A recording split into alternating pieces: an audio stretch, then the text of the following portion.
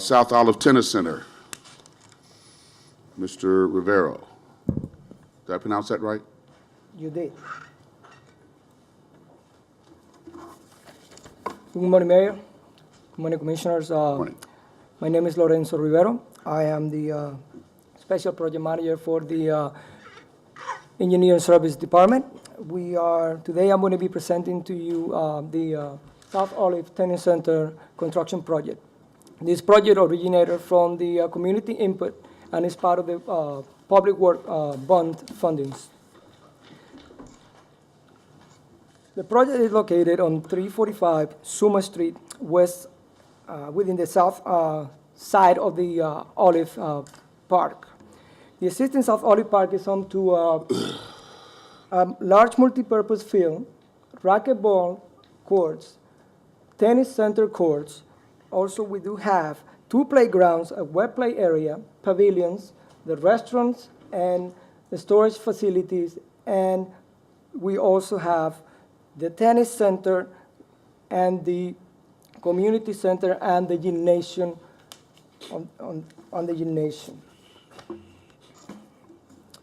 The tennis center is a historic two-story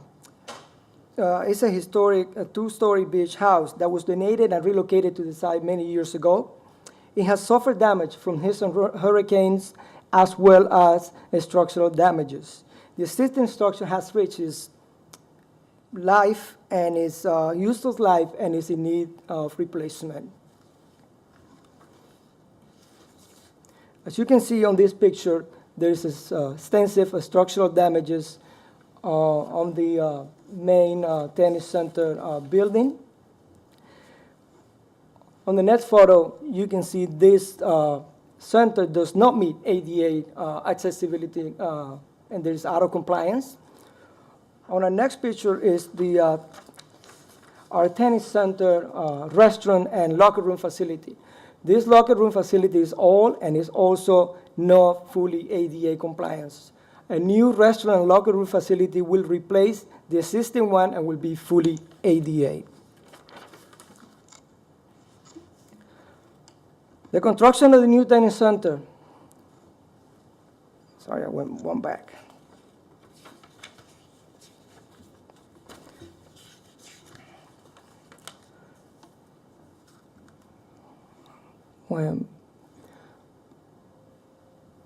During the design process, the city and the consultants will meet in various occasions with the community to determine the scope of work of the new center. The architectural style is a Key West style and is consistent with the historic look of the tennis center. We met 5 times with the pre-design meeting, with the pre-design consultant, Civil Services, T.Y. Lin, which is the lead component of this project. We have 4 community meetings and we keep updating CINA, the Homeowners Association community for that area, in various occasions of the process of the construction of this project. We keep internal communication within the departments of the city to make sure that we are in the path of achieving our main goal, which is the construction of these 2 facilities. The scope of work of the tennis center is 1,844 square feet. Some of the proposed features for this center will be a great room for meetings, a viewing porch on the rear, and also it's going to have offices and a kitchen. The restroom facility, the locker room and restroom facility will have approximately 1,217 square feet. There are 2 restaurants that will be able to access to the east, and there is also where the wet play area is located, and there is a lot of children and families on that area, so we will facilitate their commute to those restroom facilities. That will total 3,061 square feet for both buildings. This building will also be LEED Silver certified, the first of its kind for the City of West Palm Beach Park and Recreation Department. During construction, we will provide and make sure that we provide temporary restaurant and storage facilities to the tennis center. Tennis programs are active and will be active during construction and will be in stretch coordination with the park and the staff on the tennis center to make sure we are less disruptive as possible during construction. As you can see on that picture, we have a pre-construction fence that will be sealed and contain the perimeter of the construction to be safe to the parks, as well on the west side of the building. You'll see there is a temporary storage facility for the tennis center, and on the east side of the building, you'll have the restroom facility that will be the temporary restroom facility for the tennis center, and also will serve the rest of the park.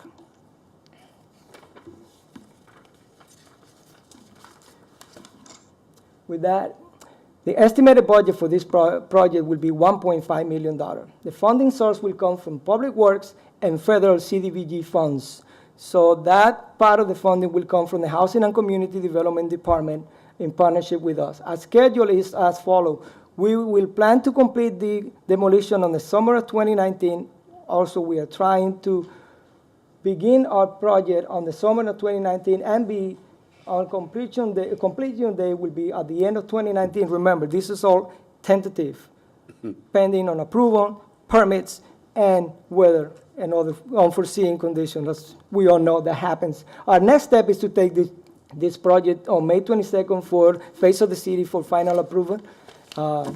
With that, thank you for your attention, and we are open for questions. Quick question. I noticed in the public outreach you listed Cena. Was there any effort to go to any other neighborhoods in the South End that might utilize this facility? Yes. Yes, Mayor. Wending, the city traffic engineer for City of West Palm Beach. During this process, I was heavily involved. We did walk to west of Cena in the Dreer Park neighborhood, Right, and we okay. handed out flyers to all the communities. Okay. And we did get a specific meeting, not just for Cena, but Okay. a community meeting. Good, thank you. Commissioners, any questions? Yes. Madam President? Thank you. Thank you so much for coming out to the community meetings. I attended many of those, and it was good to see the interaction with the residents. And thank you so much to our housing department for working with us on this, on the grant I know that you're providing. This is definitely much needed, and the South Olive Park is heavily used. Always, it's right by my house. I drive by there all the time. I see tons of families utilizing that. So I'm excited to see this interest and development in that. In that same vein, I know that we have some avid tennis players in the area. I know that we're working, on kids programs in that area, that we have tennis teams that are award-winning that bring other players to this area, especially now with an upgraded tennis facility. What are the plans in the future? And maybe I want to express to my fellow commissioners the interest in supporting redoing of the courts and looking at higher level court material. I don't know if staff wants to respond to any of that. Well, that was not part of this project, but I will let Right. Leah. No, I understand that. Thank you. Leah Rockwell, Director of Parks and Recreation. The redo of the tennis courts certainly did not fit into this budget for redoing the old house that needed to be replaced. The desire of the community and the initial plans showed that we have 9 hard courts right now at the center. Their desire, the community has expressed, is to convert 3 of those hard courts to clay and then add 3 additional clay courts. Of course, that is an expensive venture and something that we can look at in the future of trying to get funded through our capital projects fund. But currently on the table, we don't have that funding for those improvements, but we do have the at least conceptual design. Thank you. And welcome. And I appreciate you explaining that again. And I know we've talked about that in depth, and just that, we're investing in this tennis center. It obviously much needed, and would be great to have courts that, match the level of excellence that this new tennis center will have. But understand, everybody needs to understand, with clay courts come additional maintenance. So it's a huge endeavor for the city. It's a great endeavor for the city, but it will incur additional funding that needs for maintenance. For further discussion. Yes. Definitely. Thank you. And I have a question, Lorenzo, on one of your very first slides. It actually had, keep going back, had a picture of the whole park, an overview.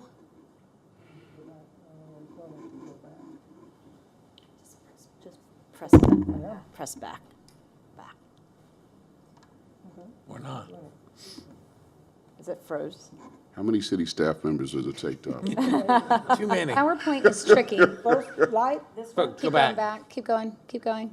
One more, a few more. That one. There we go. Suma Street, right there.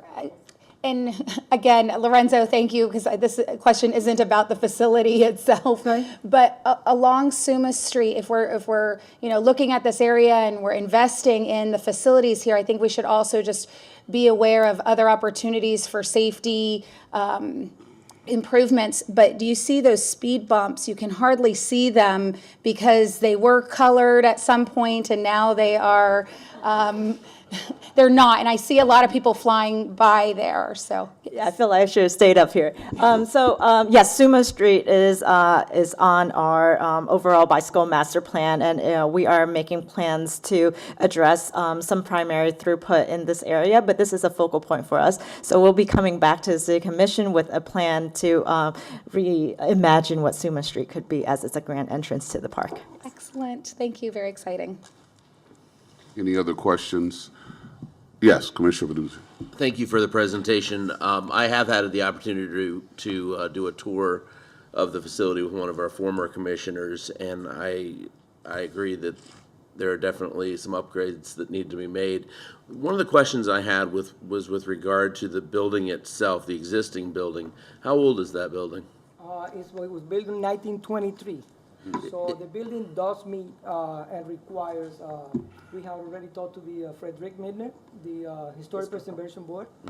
And she has already provided us with the list of items that she would like to preserve and incorporate into the new building. So we do have those already.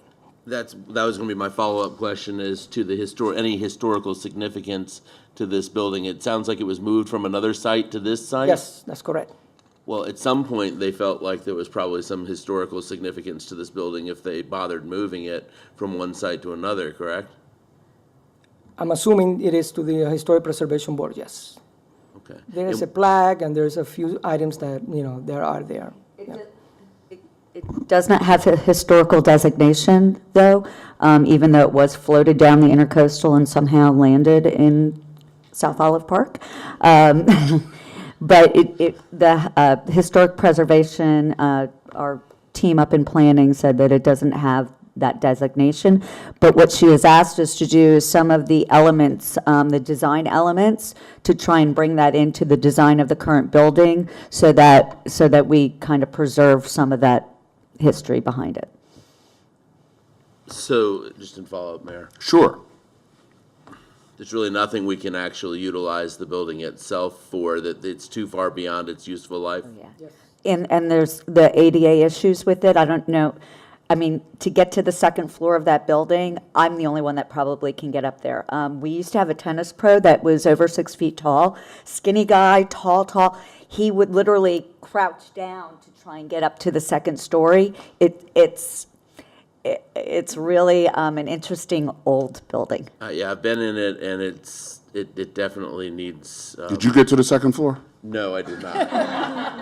Yeah, You and I should take a trip there someday, see if we can get up. It's there. worth The just building wouldn't survive. It's a work just to climb up those stairs to say, wow, people actually lived in houses that were built like this back in the 20s. Yeah, it would have Yeah. been nice if there was something we could do with it, but obviously, if it's in such disrepair that it's not, it doesn't make sense, I guess, to do anything with it. I mean, it would be nice to put it off in a corner and make it a little, to hold the tennis trophies and things like that. Something, Yeah. if we could preserve it, but if that's something that's not possible. Yeah, approximately, I'd say about 8 years ago, we had a structural engineer take a look at the building to see if we could salvage it. And the cost to bring it to any sort of stable structure for future use was very costly. Okay, thank Thank you. you. Any other follow-up? This discussion highlights, I guess, some of the trade-offs that we as commissioners are confronted with. You'll be hearing more from the city manager about what we're going to do in the next month or so with respect to strategic planning and our approach to it.